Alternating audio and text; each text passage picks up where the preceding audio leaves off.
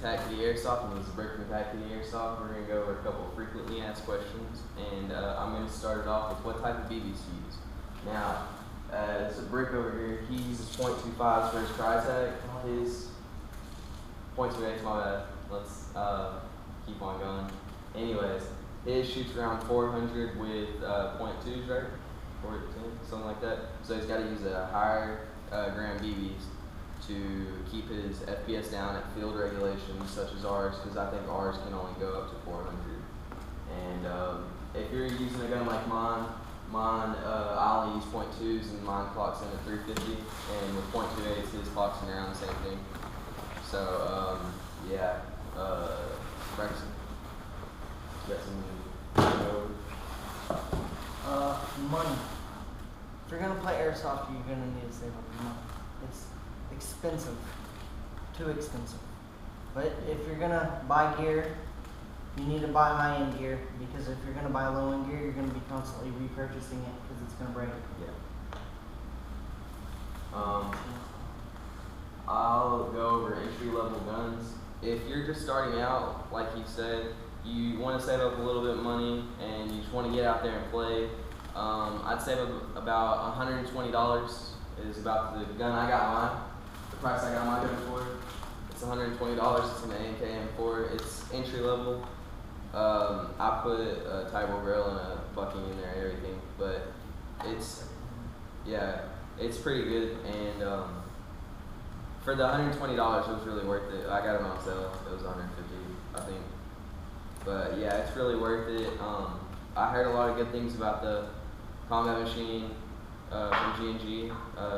Braxton had one. The Lancer Tactical, like the $80, $90 range. Lancer Practical? Yeah. Lancer Tactical makes some pretty good guns now this year. They've been coming out with they've had the PDW out for decent guns. Yeah, they have some pretty decent guns. But the $80 to $90 range is Lancer Practical. Yeah, Lancer Practical. There you go. Oh my god. Well, higher end weapons. If you're gonna want more, if you have more money on your end of airsoft, you're gonna want to get a higher end weapon like Crytek. It's a full metal, everything. The whole thing's full metal. It's got a functional bolt release. You hit this. Yeah, but it'll shoot higher FPS. You're gonna get better range, better accuracy. You're gonna be able to peg the players across the field before they can even see you. So if you have the money, go with the more higher end stuff. It's gonna be worth. You're not gonna have to really upgrade anything. Like the gearbox in this is so amazing that nobody takes it apart really and upgrades it. The only thing they really do is add different triggers just to get a little bit faster trigger response. Other than that, it's pristine. Yeah, and like he was saying, on full metal weapons, the $100 to $150 range, you might not get that many full metal weapons. Like, is a combat machine? The Lancer Tactical PDW for well, that's $200. I said one to 150. Yeah, but yeah, like I said though, you're not gonna get too many full metal weapons. I think you can get the combat machine. That's full metal, right? No. I'm not huge into the combat machines. I don't know too much about them.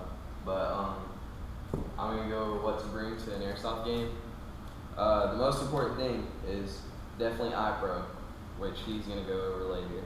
But then you're gonna need BBs, batteries. Batteries are a big thing. Make sure you charge them the night before or the day before, whatever you need to do. Water, that's a big thing. And make sure you make sure you get a smart charger right here. Don't use the charger that comes with the guns. Yeah, the triple chargers, they'll catch on fire, they're horrible. Just don't get them. You need all that. I get a couple hex keys, I think, Rick, we went over that last video. You bring a couple hex keys just in case your gun goes down. Electrical tape will be good. You're gonna want the metric measurements. Yeah, metric measurements, and yeah, just make sure your gun doesn't go down. If it does, you can keep on playing for at least the rest of the day and fix it up when you get home or something like that. That's all for right now.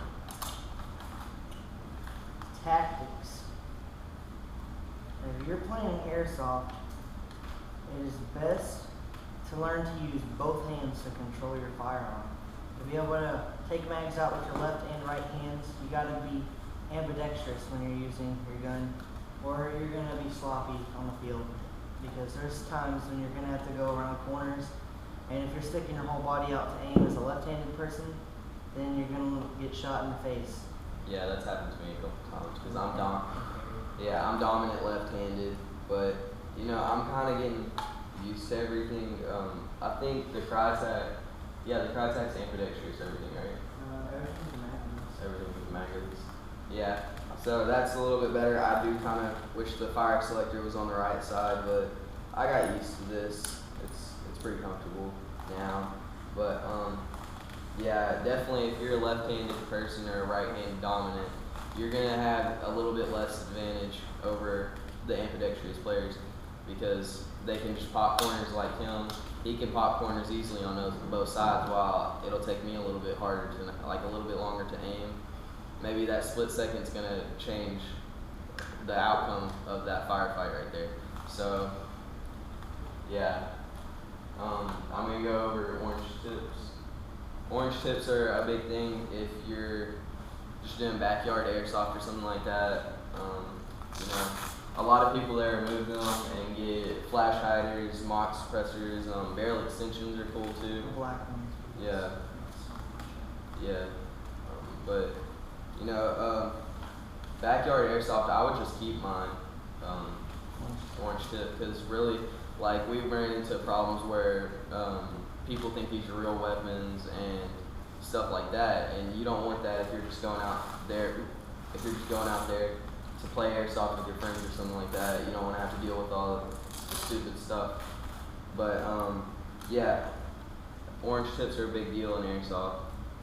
I don't think any field requires you to have an orange tip. I'm not sure. I don't think so.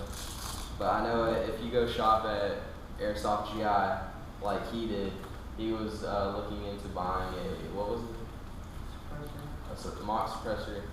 They won't tell you how to remove the orange tip. Like, you don't put it in boiling water for like 30 seconds to get the glue off or anything.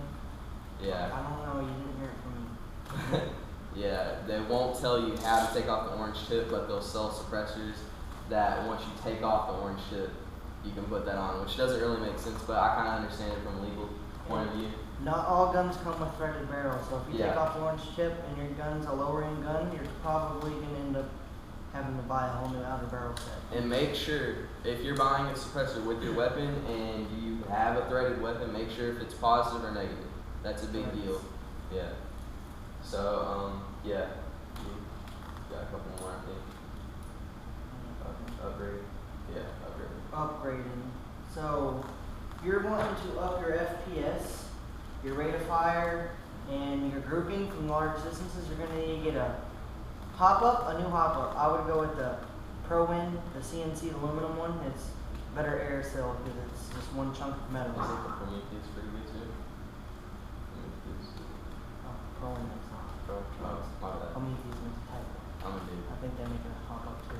I've never used it. And Lonex makes a good hop-up unit. I use that. Their gearboxes are good too. Their gearbox shells.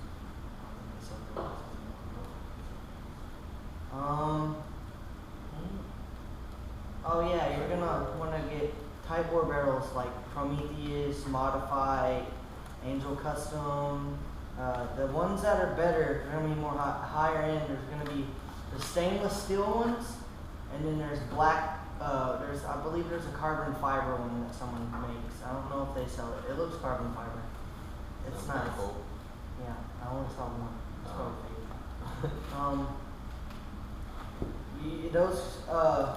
the good ones are usually going to be anywhere from 6.01 to 6.03 in diameter, inner diameter. That's just going to keep the BB pushed up towards the barrel, so it's going to shoot straighter. Yeah.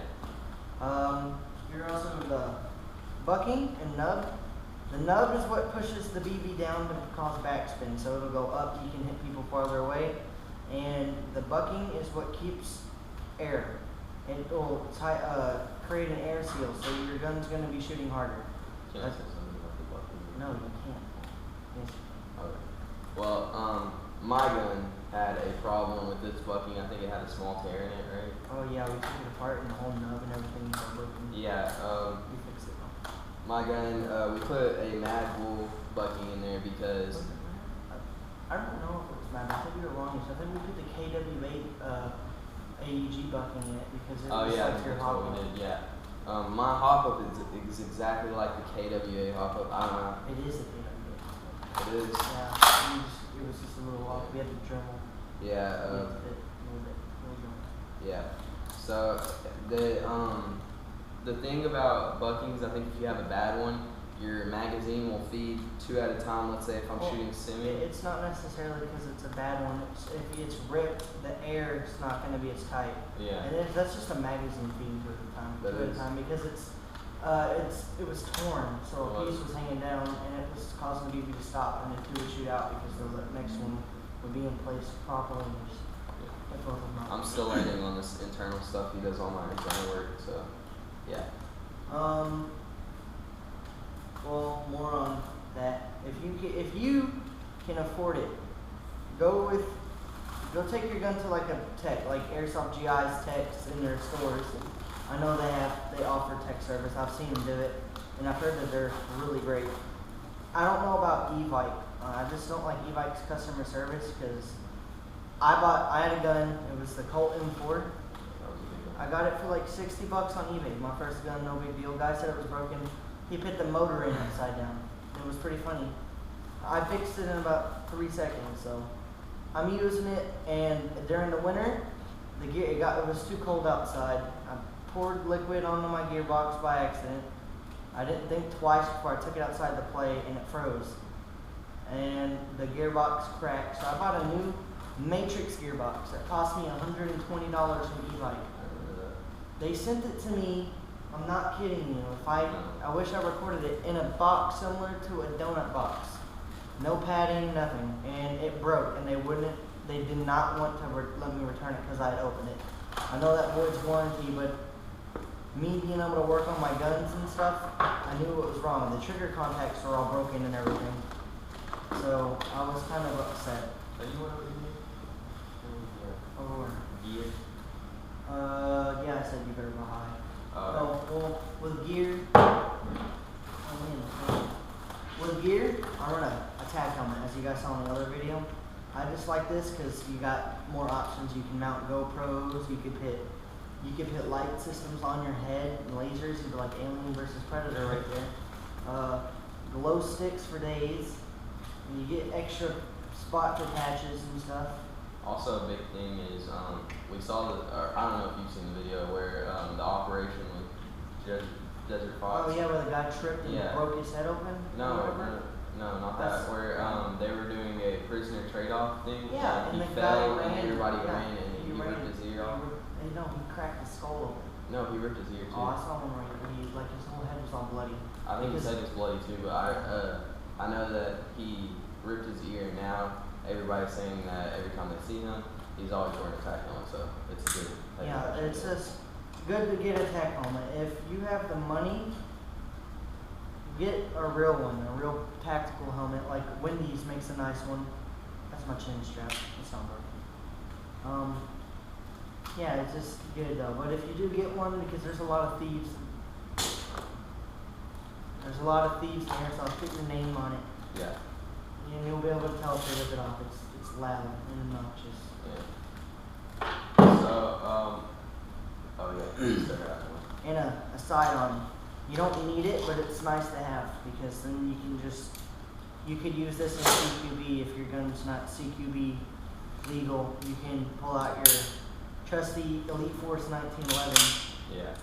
Pop some rounds in people. Get shot before you even have time to pull it out. The usual. It hurts, but it's fun. And then CO2. If you're gonna get CO2, my opinion is don't go to Walmart. I've seen videos of people opening Walmart CO2 up, and there's sludge all inside the bottom of it, which will actually clog up the internals, the gas system that it uses. Well, not gas. It's a gas system. It'll clog that up, and we're gonna be cleaning it more than you need to. Like when we had some Walmart Black Ops Wolverine pistols, I think they're CO2 non-blowback. Yeah, they're CO2 non-blowback, and we just picked up Walmart ones. And I mean, if you're just getting some Walmart guns or something like that, I mean, don't be scared to just pick up some Walmart CO2. Also, a big thing, I didn't say this on BBs, people get a lot of name brand things, and you don't, yeah, people get a lot of name brand BBs, but you don't really need to. Well, with Walmart's coming up with better airsoft stuff, like their Like Black Ops brand? brand, we use their .2s. They get broken our gearbox. I've heard people say that, but it's cheap. And if you're using the soldering gun, that's probably your best bet, because you're not $20 for 10,000 BBs. 20,000. No, I it's thought it not. was 10 to 15,000, because sometimes they have that huge one. I don't know, But I know it's $20, and you have to be just make sure if you're not 18 and your Walmart saying you don't have to be 18, bring an adult in there.